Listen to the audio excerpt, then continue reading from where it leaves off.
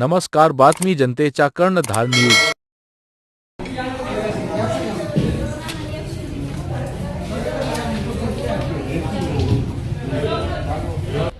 लोकर साहेब, आता ही जी चर्चा झाली गॅस मिळणार तर गायकाच्या तुमच्या गायकाच्या काय अडचण आहे सध्या? गॅस लोकांना मिळतोय का? हो, आपल्याकडे पुरेसा साठा भरपूर आहे उपलब्ध।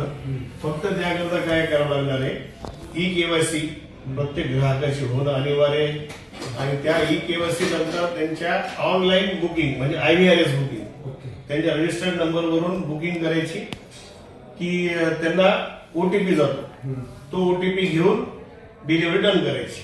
ही प्रोसेस केली की त्यांना बिलकुल सिलेंडर उपलब्ध आहे, काहीही काळजी नाही। बिलकुल सर,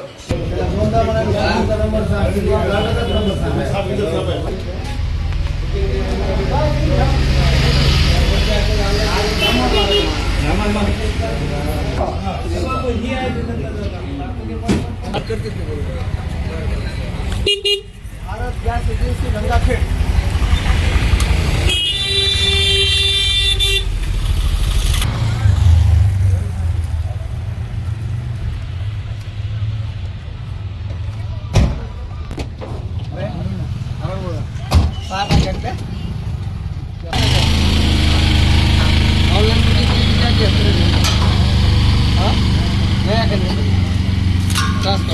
केवायसी तरच तुम्हाला टाकी भेटणार, नाही तर टाकी भेटणार नाही। म्हणजे गॅस बुकिंग आणि केवायसी असेल टाकी भेटायची काय अडचण? तुमचं गाव कोणतं? साठवली। किती टाकी आणल्या तुम्ही? आज 6 परत घेऊन परत नाही, परत बुकिंग केला केवायसी आणि मिळाल्या ना तुम्हाला?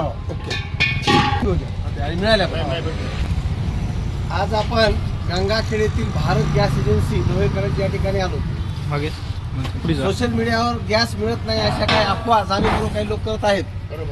प्रत्यक्ष आम्ही इथं आलो, ज्या ज्या ग्राहकांची ऑनलाईन बुकिंग आहे, ज्यांची ई-केवायसी केलेली आहे, कंप्लीट आहे, तशा ग्राहकाला गॅस इथं मिळत आहे। आणि ज्याची ई-केवायसी नसेल ती ई-केवायसी सुद्धा भारत गॅस एजन्सी गंगाखेड येथे करून दिली जात आहे आणि ई-केवायसी केल्यानंतर लगेचच गॅस सुद्धा मिळत आहे। त्याची काही 2 दिवस 3 दिवस 4 दिवस वेटिंग पण नाही।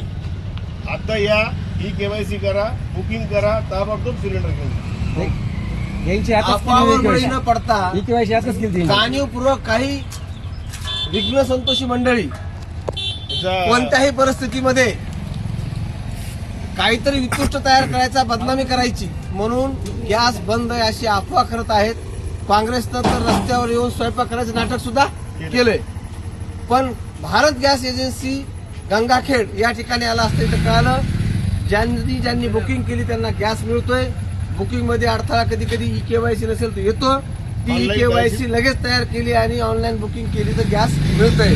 पण त्या अफवाला बळी न पडता आपण आपला गॅस घेऊन जावं आणि स्टॉक शिल्लक आहे।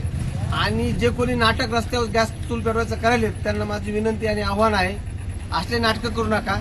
जर ग्राहकाला खरोखर मिळत नसेल त्याचे सोल्युशन काय ते काढायचा प्रयत्न करा, ग्राहकाला सेवा द्या। धन्यवाद।